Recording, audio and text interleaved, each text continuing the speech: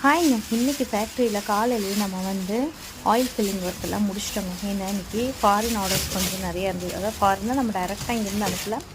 Foreign போகிறவங்க வந்து எங்களுக்கு ஒரு 10 பாட்டில் தேவைப்படுது, நாங்கள் கையில் எடுத்துகிட்டு போய்க்கிறோம், கொரியர் சார்ஜஸ் எல்லாமே அதிகமாக இருக்கும் அப்படின்னு சொன்னாங்க. ஸோ அதனால் நம்ம அவங்களுக்கு வந்து ரொம்பவே சேஃப் பேக் பண்ணணும் இல்லைங்களா. அவங்க ஷாம்பு ஆயில் எல்லாமே கேட்டிருந்தாங்க. ஸோ அதுக்கான பேக்கிங் தான் போயிட்டுருக்குங்க.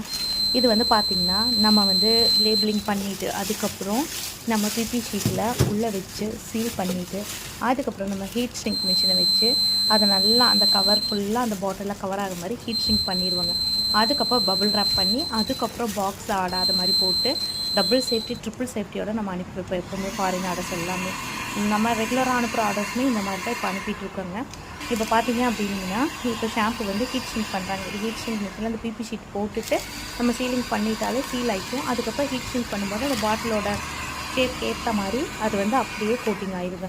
அவங்க அங்கே போய் ஓப்பன் பண்ணுற வரைக்கும் இது அப்படியே தான் இருக்கும்.